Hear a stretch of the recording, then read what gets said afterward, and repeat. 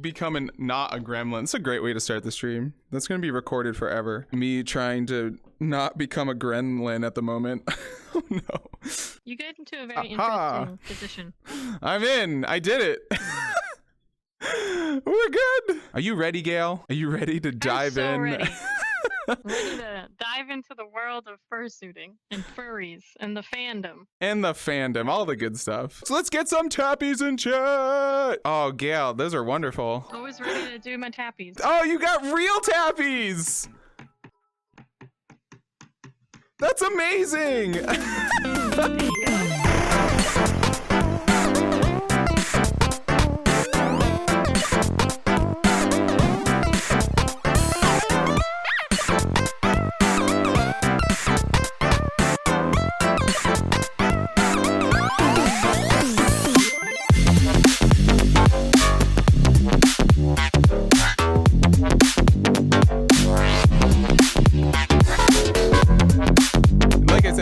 Down, we're gonna have this awesome discussion with one of the fandom's most well-known personalities. This is Gale Frostbane, everyone. Honestly, one of the best fursuiters in this fandom. Incredible performance with an amazing track record too, not even fandom related. So we're talking to one of the forefront performers right here in this stream. That's a very exciting intro.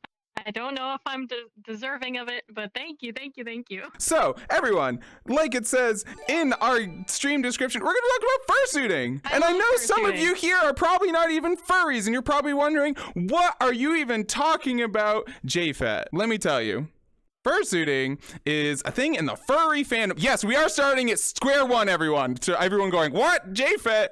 This is Fursuiting 101. This is the first day of class. Fursuiting is a thing in the furry fandom where if you have a costume of your character or of any character, doesn't really matter what it is, technically, you wear that character and you run around and do whatever you want. And that's what we call fursuiting. We have a video up here in the background. It's kind of weird because it's a 360 video and it doesn't play very well in VR chat, but you can see there's all sorts of fursuiters running around right here on this video. I think we should talk about how do you get a fursuit? What is that? How do you get a fursuit? Yeah. That's a great question. There's two main methodologies there, is that you can either make a fursuit or get a fursuit from someone else. So if you want to make a fursuit, there's tons and tons of tutorials on websites as well as YouTube videos and stuff like that. And then you can try making your own fursuit. A lot of the stuff that you need, you can find at like a sewing supplies store like Joann's Fabric. If you're like, oh, I don't know if that's for me. I don't know if I have the time. I don't know if I have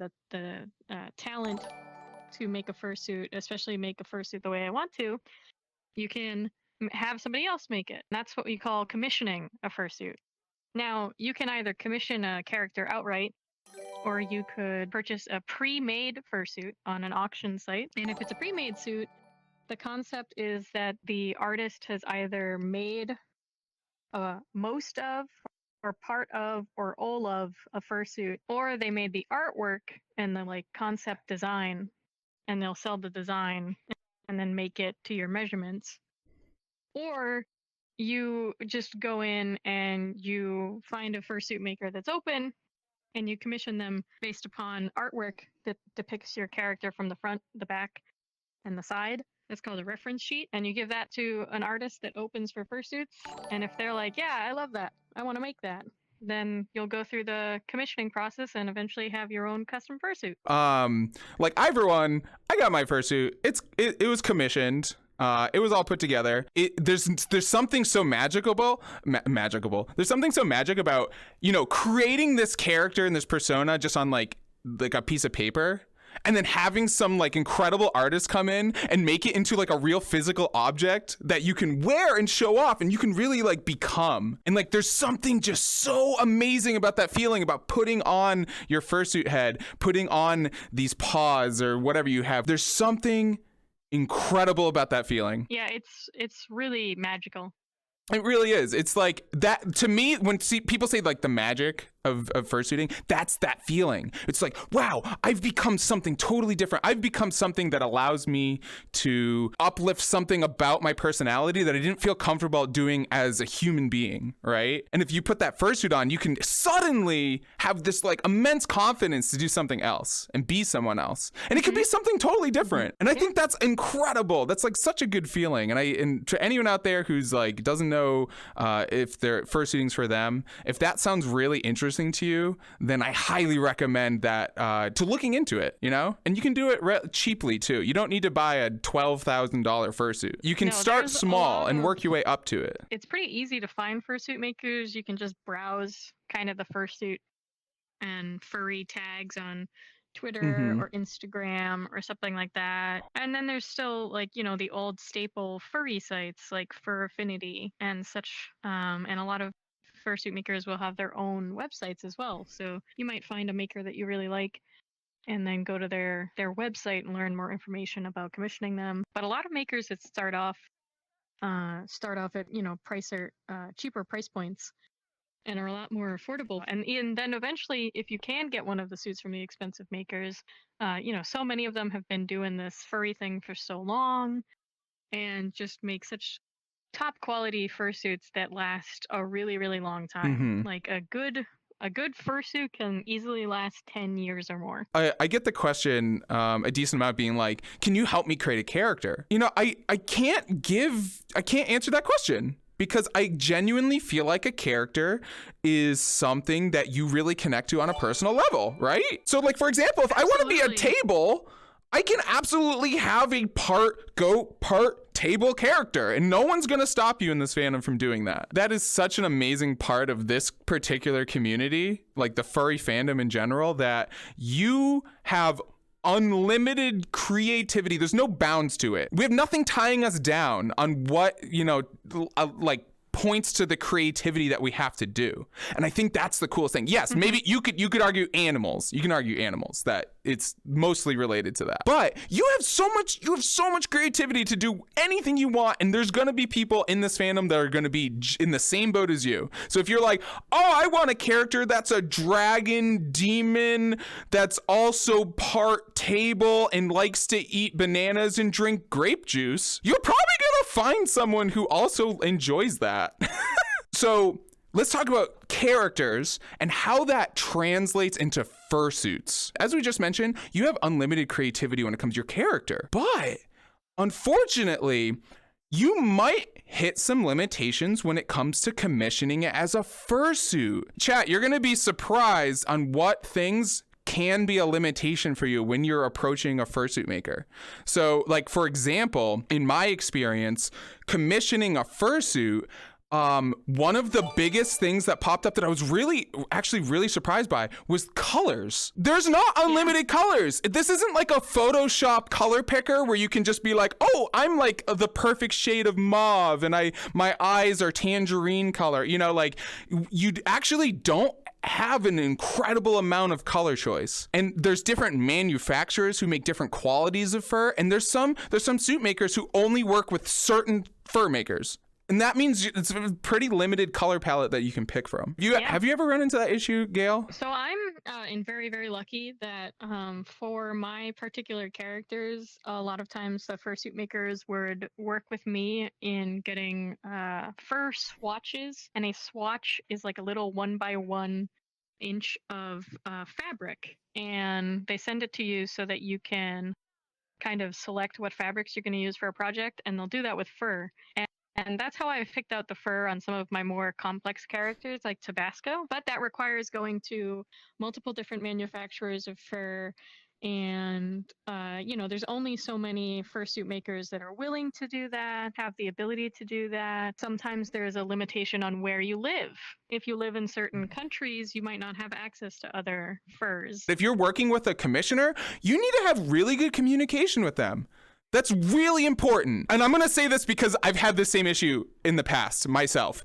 Like, even commissioning any sort of art, it's so hard telling an artist that you don't like something or you want something really particular, because they're creating something for you and you feel like you don't have the standing to do that. Yeah, it makes you feel a little awkward. This is something that you're paying for, and this is something that you really want, and you want it to be perfect, because a fursuit is, you basically can't change it once you get it. If you're commissioning an artist to make your character the way you want it, you need to have A+ communication. I think one of the best things that you can do if you're commissioning a fursuit is to make a document where you keep all of the things that you have in your head that you want to share with the maker once you start maybe an email conversation with them. Stuff like, I really like the muzzle on this fursuit. I love the tail on this fursuit. I love the ears on this fursuit. Don't say like this, I like this fursuit, I want to be this but blue, because that's a little weird, especially if the fursuit's like not from the same maker. And then you can also just be proactive and go out there and look at different fur colors and different manufacturers of these faux furs, and then be able to send that to your maker and be like, oh, here's some furs that I thought would be a really good match. What do you think? Give them the option to give you feedback, type of thing. There is a thing of custom fur. Like, you can commission custom fur directly from the manufacturer. That is incredibly expensive though, and it still might not have the result you're looking for. What if you have a very particular use case of the suit? Like, for example, maybe let's say you have like a disability, or you have you have something that is very unique to you as a person. Like, how do you deal with that when you're commissioning your suit? One of the big things there is obviously see if you can find any makers that have maybe made suits for people with a similar disability to yours, or perhaps find the fursuiters themselves and ask them about their commissioning experience. I know I personally have some friends who are in wheelchairs and still fursuit, and they have the time of their lives, and they're out there having a blast. But like, they have to take things into consideration, like making sure that the tail isn't too long or would get in the way, and that a lot of times that the hand paws are really tight and form-fitting to allow for use of the wheels. So it's just stuff that you have to take into consideration. And I'm sure that if you were to politely ask anybody those questions, that they would be happy to answer. And I'm sure that if you had any fursuit makers that you really, really loved, and if you just asked them politely and said, hey, like, I have this, disability or this particular thing that I need to keep in consideration, that they'll obviously be like, oh, absolutely. Here's what my ability would allow me to do for you. We're going to talk about day one of owning a fursuit. And I bet a lot of people in chat probably dream of this day, right? Like, man, what would I do if I had a fursuit, and like going through that process. I got my fursuit at Furpocalypse, which is a convention in Connecticut, and I got it directly from the maker at the convention. It was really cool because you have this really human like conversation and the connection with the person who just created your character and made it into a reality. So that was just in itself really cool. Like, it still came in a box. That's a box experience. A lot of people get their fursuit in a box, so I still had the box experience, which was nice.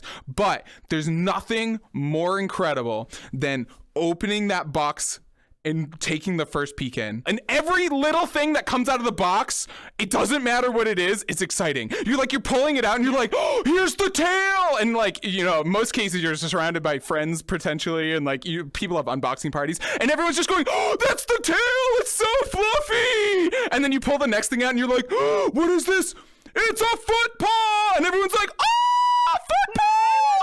Yeah, seriously, yeah. You get the someone in the background being like, foot paws, yeah, like, Well, I've had the pleasure of unboxing many fursuits at this point, and every time it's super exciting. I always try to invite friends over and have an unboxing party, which is just really fun because, like JFET said, all your friends are hyping you up, and it's just a really fun experience.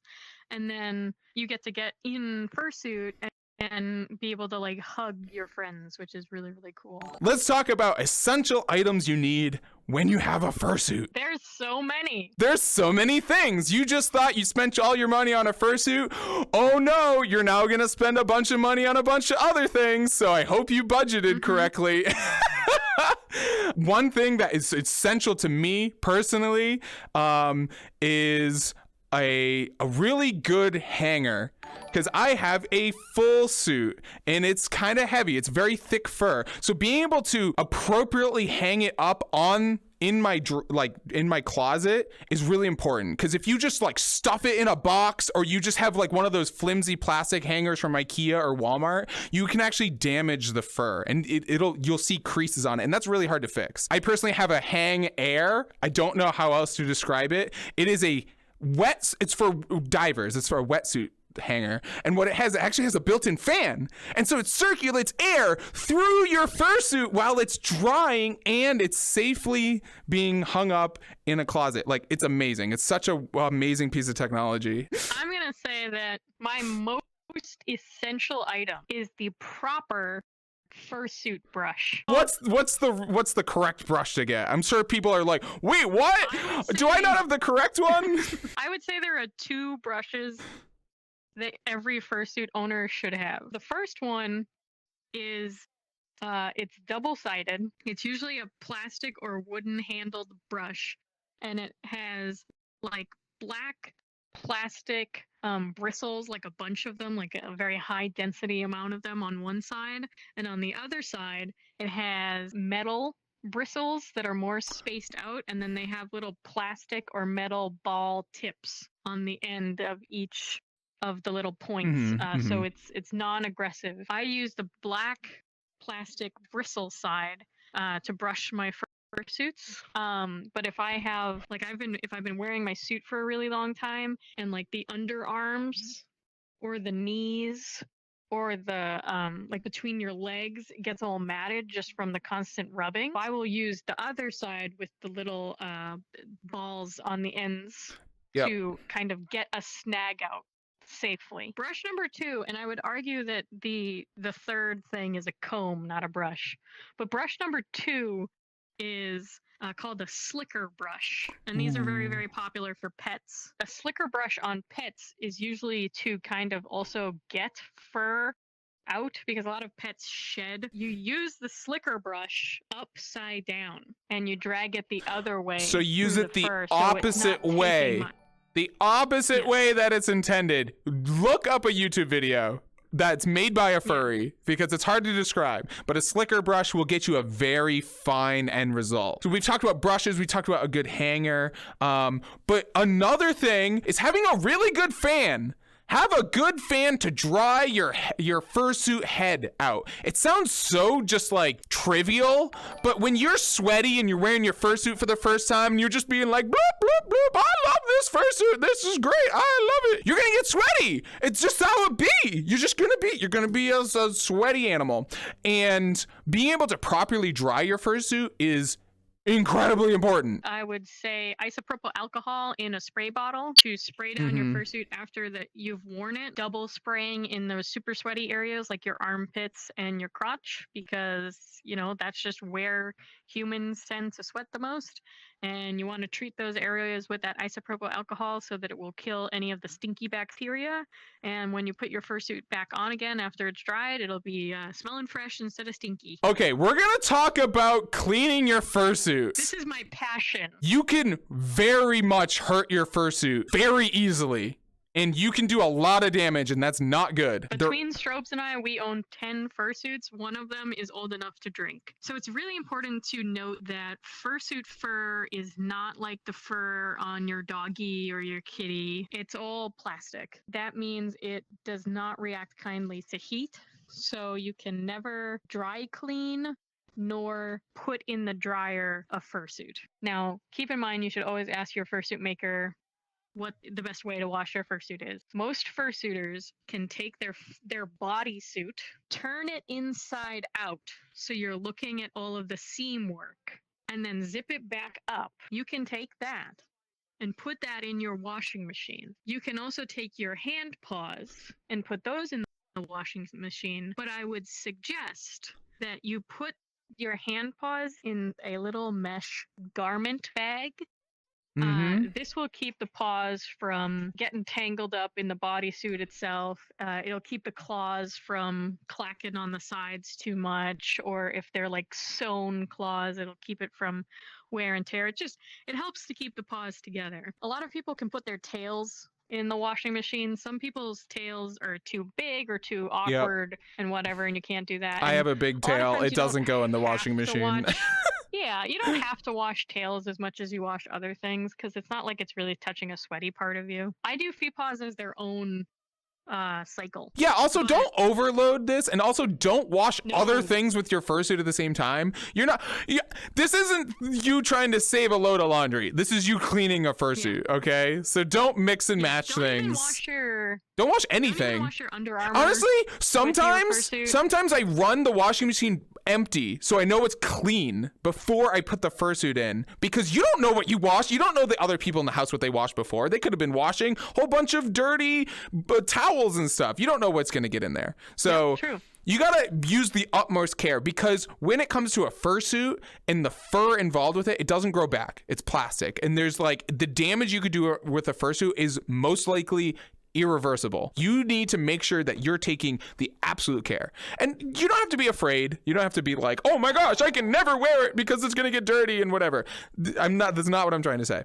What I'm trying to say is you need to know what you're doing when you're cleaning it. Don't bring it to the dry cleaner, please. Don't bring it to someone who cleans clothes. They know nothing about costumes. You're gonna show up with your fursuit and it's not a wedding dress. Like, what are they gonna do with it, right? And you don't wanna give them something you just paid up thousands of dollars for, potentially, right? Or you just spent a ton of time making this fursuit. Don't go to them. No one ever mentions that in these types of like panels. So just don't go. Don't even bother. Cleaning your fursuit head is probably, in my opinion, the most nerve-wracking part about cleaning it, because there are so many ways you can mess it up, and there's so many ways that you can make some damage to it that you're not going to fix. But you can do it properly. And so we're going to talk about how you clean that fursuit head and what you do with it. You obviously never, ever, ever, ever should put your head into a washer machine or a dryer machine. You have to do hand clean only.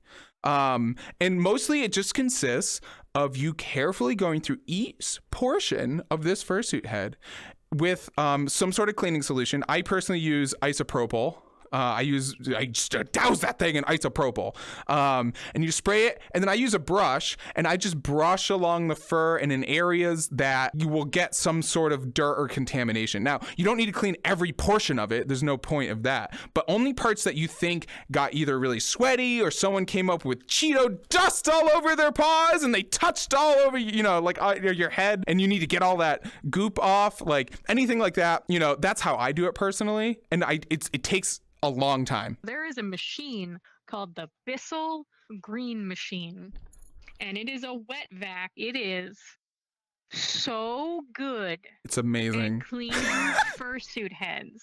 It's so good. You can use the solution that comes with it, or you could just mix in a little bit of your favorite soap or detergent in water. It's so great. You can do every inch of that fursuit and head, you can see that dirt being lifted off of that especially the bib. So this front part right here is like the bib. That part right there, I don't know what it is. Sweaty. It's always just the most dirty part of the fursuit head in my experience. And I've seen people cleaning their heads a decent amount, and it's just like every time they get to that part with the green vacuum thing, it's just like, and it's like black. It's like oil, and you're like, oh no, what happened?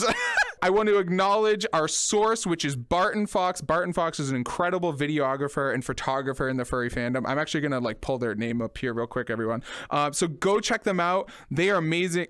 They're just amazing. They really are. They have incredible videos. I'm sure a lot of people here in this stream has probably seen Barton videos before. This is actually a panel that Gale here hosts on a regular basis, Fursuiting 101 at Anthrocon. We're just gonna dive on in and talk about what it's like to bring a fursuit to life. And I think to do that, maybe I will change to an avatar that's more fursuit-like. And I want to touch upon this because this is always a topic that comes up, and I just want to make sure that this is clear to everyone in the stream. You fursuit for you.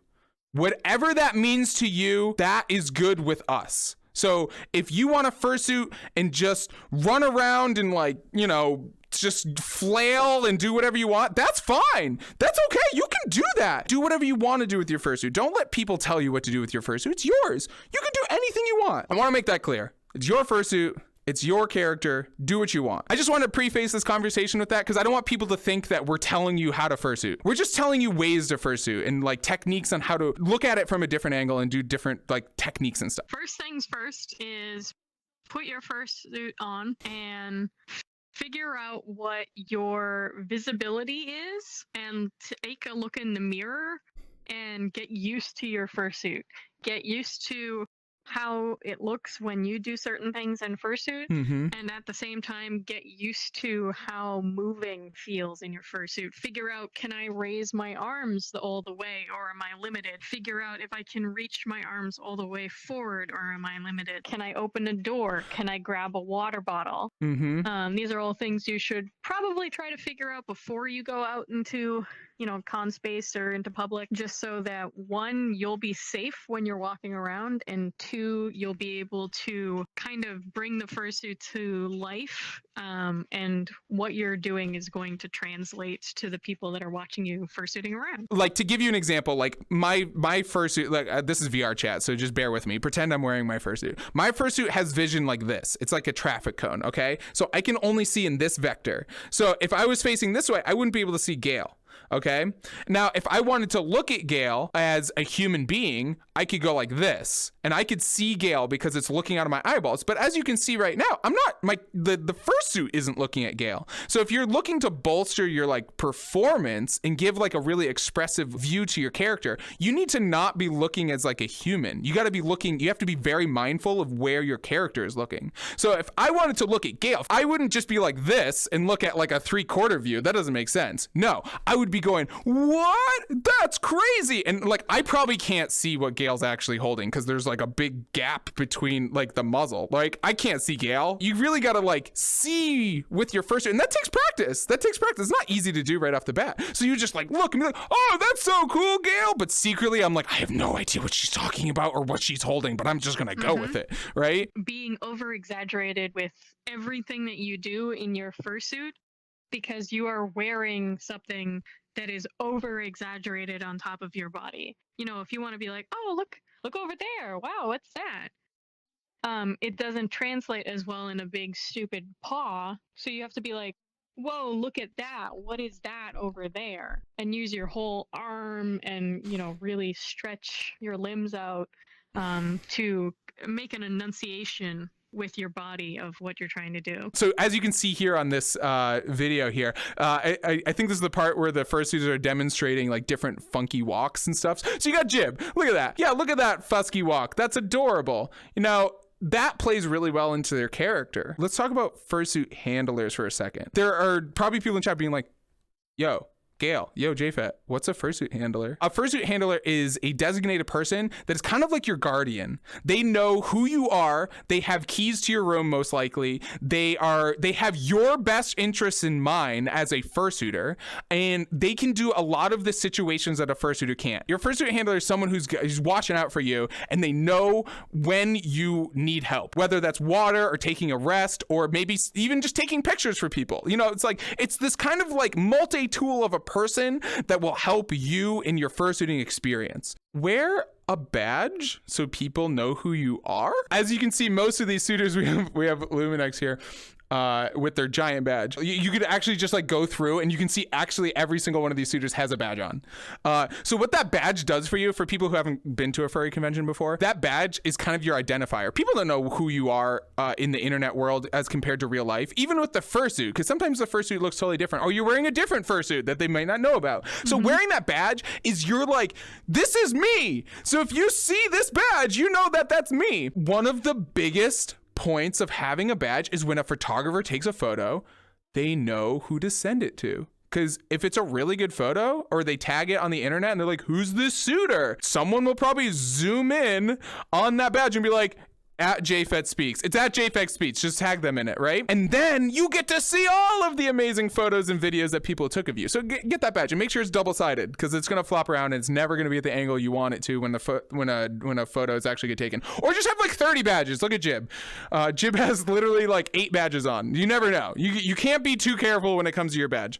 All right, everyone. We're going to talk about traveling with a fursuit. This causes probably the most anxiety when going to a furry convention with a fursuit. Well, let's talk about going to a furry convention that you're flying to, and then we'll wrap up the conversation with talking about driving to a convention because that is slightly different than flying to one. So how do you fly with a fursuit? We're going to talk about flying with a fursuit as like a full suit. I'm just going to go with the most difficult option first. Full suits usually require some sort of like, fur that covers your entire body, paws, hand paws, a giant head. It's a lot of stuff, so how do you actually like fly with that? That's crazy. To start it off, you're going to need a big suitcase or a tote.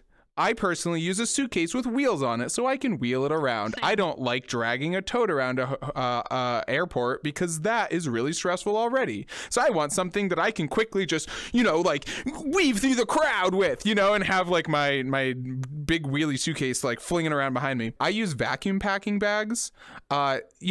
They're a pretty safe way of getting a lot of bulk down to a manageable size that fits in a suitcase. You don't have to pack it down so it looks like a raisin. It just has to be air squeezed enough to fit into the suitcase. So please do not suck all of the air out of it because it damages the fur and you get waviness. Things that are squishable, they're squishable. Just squish them in there. So like, for example, I have a bunch of padding that goes into my fursuit because I've got big leggies. As you can see, some of these suiters up here also have those experiences where they got big digigrade padding. It's usually like polyfill or something like that. So you can squish that all around your luggage and all the things you're bringing, like clothing and stuff. And that's okay. Now you're probably thinking, okay, cool, JFET. You got like the paws, the hand paws in there, all that fun stuff. But what about the head? People are going to have slightly different experiences here. But like, I personally do not check the head into the checked luggage. I carry my head onto the plane with me because the head, and I mentioned it before in the stream, is most likely entirely unique and not replaceable. I just put mine in a trash bag. That's what I do.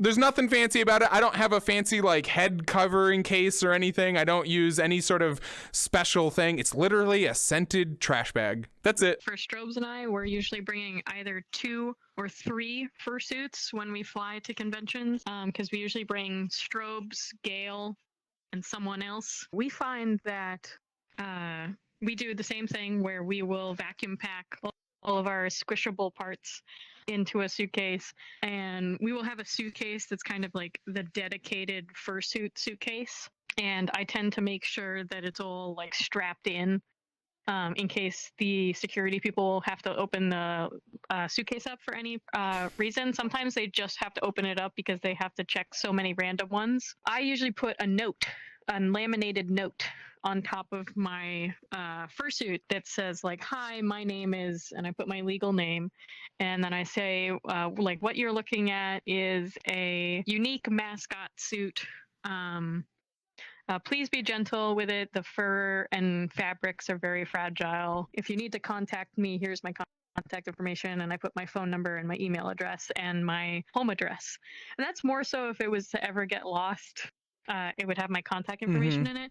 But at the same note, I've had many instances where my friends will have their luggage opened by TSA and all their stuff is moved around, and mine is also opened by TSA and nothing is moved around because I just took the time to be polite and explain what the item in there is, and also give them all of the information on how to contact me, because that way, the TSA agent is going to go, oh, okay, this is just like an animal costume. I don't have to go rummaging around. And then for the fursuit heads, one of the fun things I like to do is I also bring my fursuit head on the plane. I stuff my hand paws inside of the fursuit head, and sometimes you get the rare opportunity. It's not all the time, but sometimes on certain flights, on certain airlines, they will let you fursuit on the flight, and sometimes they will even let you fursuit in the cockpit with the pilots, which is the coolest thing. And it's still one of my favorite fursuits I've ever taken in my life. So cool. Now, this is different when it comes to driving to a convention. If you're driving to a convention, you have so much more wiggle room. You can put most of this stuff into like a tote and put it in your car. Like your car probably has enough room in there if you're just driving, by yourself or with like a partner or something, or you have like a trunk that can fit everything. So like, if you're driving to a convention, you have so much more leeway. You can bring fans, you can bring cleaning materials, I personally love driving to conventions just for that. It's just like, oh, I can have all the things that I want at a convention, the fans and cleaning stuff and hang air and all these things you can't bring when you only have so much limited space to get on that,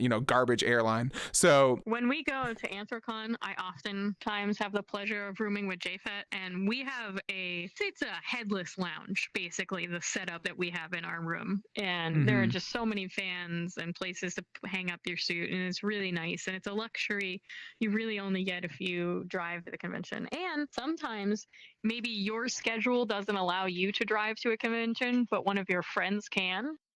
And if you trust them, you can be like, hey, do you mind taking my fursuit for me? It's going to save me like $75.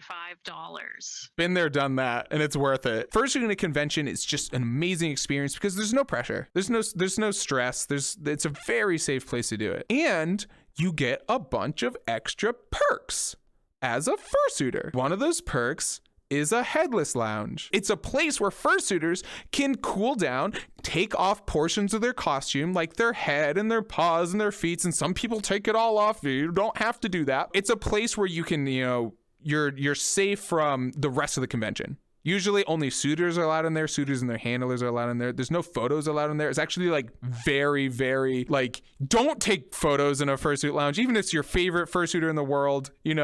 That's a safe space for everyone. Please don't do that. It's really rude. Fursuiting at a convention has definitely changed a lot over the years. There used to be at the early conventions very, very few fursuits. There were only a handful of them back in the days, and even back when I first started fursuiting at conventions in 2011, it was easier to find a handler because it was more likely one of your friends didn't have a fursuit, and more than likely many of your friends didn't have a fursuit. So you were very likely to be able to politely ask your friends, hey, would somebody mind going out with me from 1 p.m. to 4 p.m. and take some pictures of me and maybe carry around my room key and a water bottle? In 2015-ish, there was just a rocket of people having fursuits and people having multiple fursuits, and suddenly there were more fursuiters at conventions at certain times of the day than there were non-suitors, and it became really difficult for a lot of people to find friends that weren't fursuiting so that they could maybe have a handler, especially somebody to just take pictures of them walking around the convention. Sometimes friends will take turns on who's in fursuit and who's out of fursuit so that you can get pictures taken. And, maybe if you want to go outside, right out front of the hotel or something and get pictures, you'll have somebody out of suit to make sure you can see the stairs and stuff like that. We're going to talk about what makes a really good fursuit handler. So maybe you're a new suitor or your friend just got a suit and you're like, I love my friend and I want to be the perfect friend to them. And I want to make sure that they have the best experience ever with their fursuit. So how do you do that? The best handlers are ones that are very attentive to what's going on. They're not running off and talking with people and just leaving you high and dry. It's someone who is able to, give you your distance, allow you to do your thing as a performer, if that's what you're doing in your fursuit, but also allow, to come help you in a moment's notice. I think just knowing what the suitor is comfortable with is probably your number one priority as the handler. Making it clear between the suitor and the handler of what is expected of both parties is really important. Making sure that your handler knows particular nonverbal signs, like if you're waving at your head, I'm too hot, or if you're, motioning like this, like I need a drink. Public suiting can be done many different ways. All right. So the information we're going to be sharing you are our experiences with public suiting and the things we've learned about it. So there's many different ways to do this. All right, everyone. Public suiting, you're not suiting in a safe place anymore. Now, I don't mean that like someone's going to come punch you in the throat. I mean that this isn't a safe space for furries, so to speak. You're not in a place like this where a million fursuiters are running around and there's a headless lounge and there's people with water and there's people who everyone in that room understands what a fursuiter is and they've seen them before and they've hugged them. In public suiting experiences, you are no longer surrounded by people who understand what this is. And that is a very critical thing to understand. All right. If you're a fursuiter and you're playing your character, you have to be, maybe you suit differently. I know I suit differently. If someone comes up to me and they're like, because I'm a goat, I know I don't look like a goat. But if someone at a furry convention comes up to me and they're like, oh, like what animal are you? I'm like, I'm a goat. And like, that's a perfectly acceptable response. But if I'm in a public suiting, if some lady comes up to me and she's like, oh, you're so cute. What are you? Like a red panda? I just go, yep.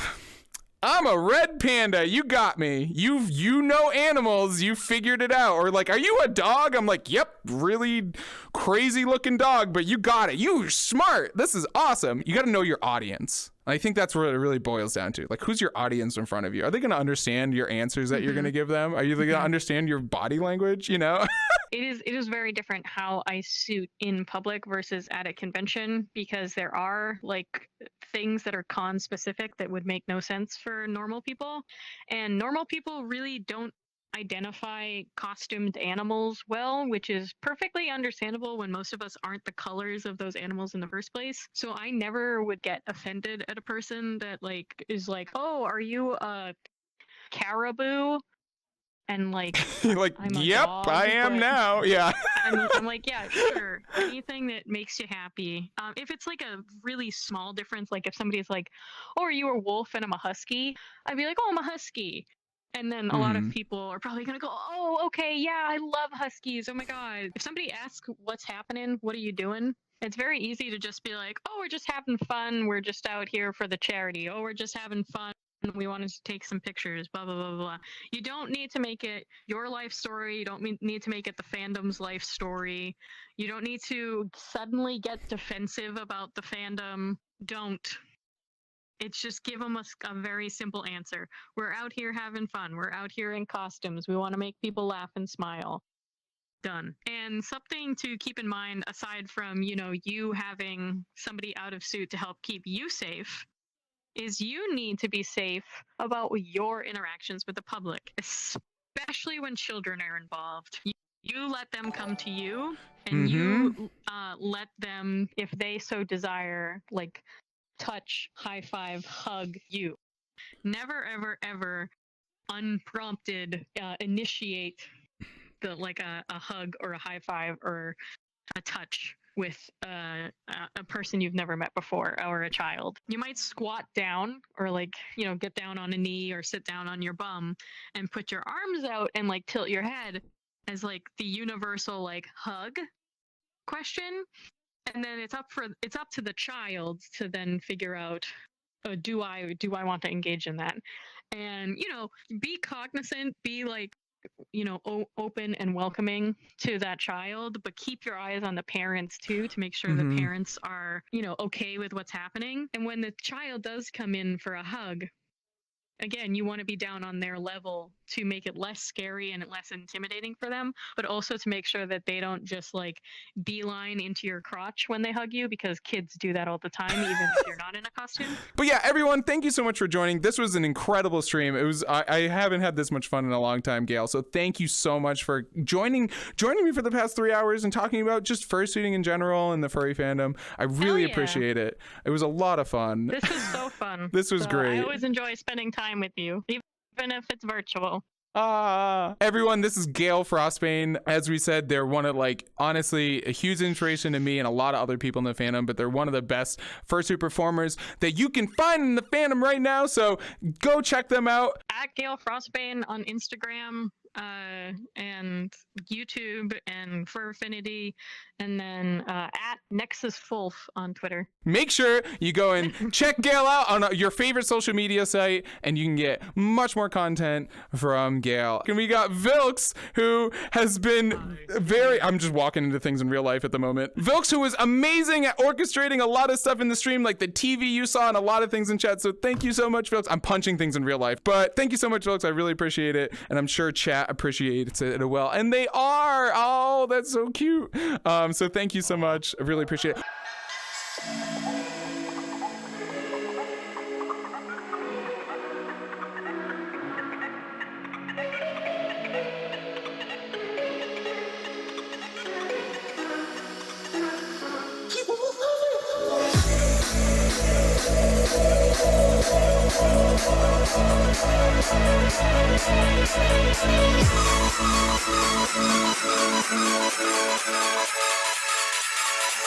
We can put some tunes on.